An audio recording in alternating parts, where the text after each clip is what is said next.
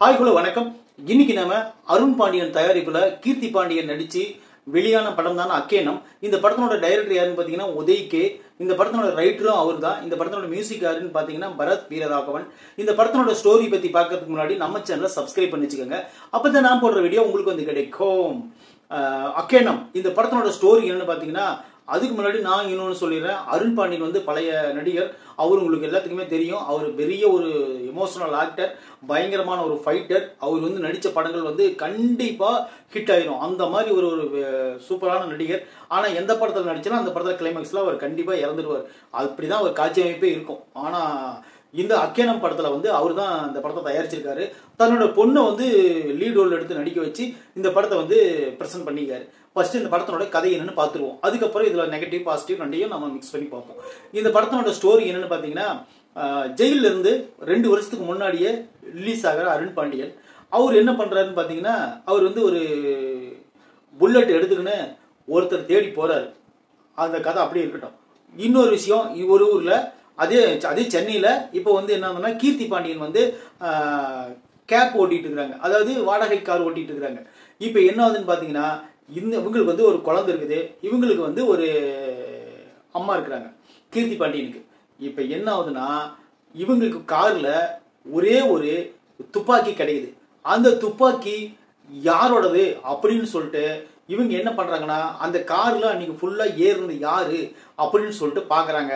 அப்போ வந்து ஒருத்தருடைய ரவுடியோட பெயர் கிடைக்குது. அவரு தேடி போறாங்க. அவரு என்ன துப்பாக்கி இல்லைன்னு சொல்லிடுறாரு.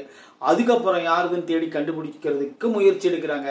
அதுக்கடையில அந்த துப்பாக்கியாலேயே ஒரு நபரை சுட வேண்டிய சூழ்நிலை வந்துருது. அந்த நபரை சுட்டதுக்கு அப்புறம் அந்த துப்பாக்கி என்றதான்னு சொல்லிட்டு அருண் பாண்டியன் வந்து போன் பண்ணி கேட்கிறாரு. இதுக்கப்புறம் என்னாச்சு அப்படிங்கறதா இந்த படத்தினோட மொத்த கதை. இந்த படம் வந்து சொல்லும் போது இந்த படம் வந்து சூப்பரா இருக்கு. இந்த படத்துல வந்து கதை கேட்கும் போது உண்மையிலே நல்லா இருந்திருக்குன்னு நினைக்கிறேன். அந்த அளவுக்கு உண்மையிலே நம்மளுக்கே சொல்லும் போது பாருங்க கதை இவ்வளவு சூப்பரா இருக்கு.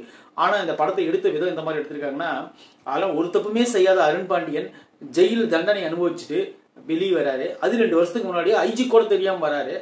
அவர் வந்த உடனே என்ன பண்றாருன்னு பாத்தீங்கன்னா, ஒரு பெரிய தாதா கிட்ட சந்திச்சு அவரோட துப்பாக்கி வாங்கிட்டு ஒருத்தர் கொல்ல போறாரு. இதுக்கு இப்பயே நம்மளுக்கு தெரிஞ்சிருக்கும். ஆல்ரெடி இவருக்கு பின்னாடி ஒரு பெரிய பிளாஷ்பேக் இருக்கு அப்படின்னு சொல்லிட்டு நம்மளுக்கு தெரிஞ்சாச்சு. இப்ப என்ன ஆகுதுன்னு பாத்தீங்கன்னா, அந்த பர்டிகுலரான அந்த வில்ல அவனுக்கு ஒரு தொழில் இருக்கு. அது என்ன தொழில்னு பாத்தீங்கன்னா, ஐடி கம்பெனில வேலை செய்யக்கூடிய சில பெண்கள், அதாவது ஏழ்மை நிலையில் இருக்கக்கூடிய பெண்கள், அவங்கள வந்து வேலை கொடுக்குறேன், அதை விட சம்பளம் அதிகமா தரேன்னு கூப்பிட்டு இன்டர்வியூ வச்சு அவங்கள வந்து வெளி மாநிலத்துக்கு வித்துருவாரு அந்த வில்லன். அந்த வில்லனுக்கு அதுதான் வேலை. இப்போ நம்மளுக்கு ஈஸியா கதை புரிஞ்சிருக்கும். ஆல்ரெடி அருண் பாண்டியனுக்கு ஒரு பொண்ணு இருந்திருக்கணும். அந்த பொண்ணு வந்து இந்த கும்பல்கள் சிக்கிருக்கணும், அல்லது இது ஒரு ரிலேஷன் சிக்கிருக்கணும் அப்படின்னு நீங்க நீங்களே யூகிச்சிருப்பீங்கல்ல. அவ்வளவுதான் கதை. இப்போ என்ன பாத்தீங்கன்னா, அந்த துப்பாக்கி கிடைக்குது பாத்தீங்களா, அந்த துப்பாக்கி கிடைச்ச உடனே அந்த பொண்ணு ஒருத்தரை கொலை பண்றாங்க. கொலை பண்ணும்போது அந்த கொலை வந்து இன்வெஸ்டிகேஷன் பண்றதில்ல. அந்த கொலை என்ன நன்கு நடந்துச்சு எதுவுமே அதை பத்தி அவங்க பேசவே இல்லை. அப்புறம் என்ன ஆகுதுன்னு பாத்தீங்கன்னா, அதுக்கப்புறம் கீர்த்தி பாண்டியன் வந்து கேப் டிரைவரா வராரு. உண்மையிலே அது ஒன்னும் பாசிட்டிவா இருந்துச்சு எனக்கு. உண்மையிலே அதை பார்க்கும்போது எனக்கு உண்மையிலே பெண்கள் எல்லாம் எவ்வளவு கஷ்டப்படுறாங்க, அன்டைம் பேர்ல கஷ்டப்பட்டு வராங்க. அதாவது 1 மணி 2 மணி இப்ப கேப் எல்லாம் புக் பண்ணிட்டு போயிட்டாங்கன்னா, அதாவது ஆண்கள்லாம் சமாளிச்சிடலாம். பெண்கள் வந்து அப்படி கிடையாது. யாரவன் நல்லவனாவும் இருப்பான், கெட்டவனாவும் இருப்பான். யாருனாலும் நம்ம ஏத்திட்டு போய் தான் ஆகணும். ஏன்னா அவன் கேப் புக் பண்ணிட்டானா அவனுடைய சொல்றதுக்கு நம்ம செஞ்சுதான் ஆகணும். இங்க போனா அங்க போய் தான் ஆகணும். ஏன்னா அவன் அதுக்கு தான் அவன் காசு கொடுக்குறான். இன்னொரு விஷயம்னா, அந்த பெண்கள் எல்லாம் உண்மையிலேயே கேப் ஓட்டுற பெண்கள் எல்லாம் ஓட்டுறாங்களான்னு கேட்காதீங்க. கோயம்புத்தூர், சென்னை, பெங்களூருன்னு சொல்லிட்டு எல்லா இடத்துலயும் பெண்கள் வந்து இப்ப சரிசமப்பா எல்லா வண்டியும் ஓட்ட ஆரம்பிச்சிட்டாங்க. அவங்க இன்னும் ஓட்டிட்டு தான் இருக்கிறாங்க. அப்படியெல்லாம் கஷ்டப்பட்டு சம்பாதிக்கிறாங்க பெண்கள். உண்மையிலே அவங்கள ரொம்ப ரொம்ப பாவம். இந்த படத்துல வந்து அந்த கேரக்டர் கொடுத்தது உண்மையிலே எனக்கே உண்மையிலே பரவாயில்ல அப்படிங்கிற மாதிரி தோணுச்சு. கீர்த்தி பாண்டியனோட கேரக்டர் உண்மையிலே ஃபேண்டாஸ்டிக் சூப்பர்.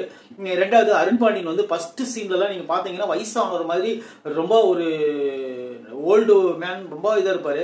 ஆனா செகண்ட் ஹாப்ல ஒரு பிளாஷ்பேக்ல ஒரு சீன் வரும் பாருங்க. பழைய அருண் பாண்டியன் நான் முற்றுகை படத்துல எங்க ஊர்ல எடுத்தாங்க அந்த படம். அந்த படத்துல முற்றுகை படத்துல நான் அருண் பாண்டியனை பார்த்த மாதிரி எனக்கு அந்த ஃபீலிங் இருந்துச்சு.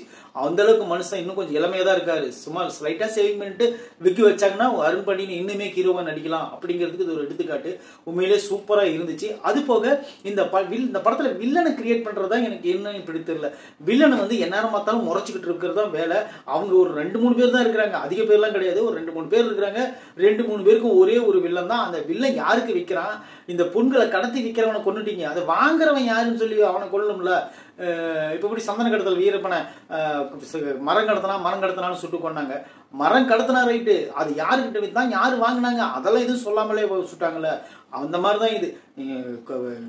பொண்ணுங்களை வந்து கடத்துறது தான் இவன், கடத்தி கொண்டு விற்கிறான், யாருக்கிட்ட விற்கிறான் அதெல்லாம் தெரியாது. இப்படிதான் சில விஷயங்கள் வந்து நடக்கும், அதெல்லாம் நம்ம வந்து கண்டுக்கூடாது. ஆனா பொதுவாகவே துப்பாக்கி வாங்க போற சீனாகட்டும், இந்த படத்துல ரமேஷ் திலக் இருக்கிறாரு, பாவம் அவரையும் சோகமான முடிவு கொண்டு போயிட்டாங்க. அப்புறம் யாருன்னு பாத்தீங்கன்னா இந்த படத்துல பெருசா ஒன்றும் கேரக்டர்லாம் அதிகமாக நம்மளுக்கு பரிச்சயம் இல்லாத கேரக்டர் தான். ஆனால் இருந்தாலும் இந்த படம் வந்து ஓரளவுக்கு நீங்கள் பார்த்து ரசிக்கக்கூடிய படம் தான். ஒரு கிரைம் த்ரில்லருக்கு உண்டான கதை இந்த படத்தில் இருக்கு. ஆனால் இருந்தாலும் யூகிக்க முடிய காட்சிகள் தான் நம்மளுக்கு கொஞ்சம் டிசப்பாயிண்டாக இருக்குது. தவிர மற்றபடி அருண் பாண்டியனோட நடிப்போ, கீர்த்தி பாண்டியனோட நடிப்போ, இந்த படத்தில் அந்த குழந்தை நடிப்போ, சீதா அம்மா அவங்க நடிப்போ, மற்றபடி இந்த படத்தில் எந்த ஒரு குறையும் இல்லாமல் எல்லாரும் கரெக்டாக பண்ணியிருக்கிறாங்க, எந்த மாற்றமும் கிடையாது.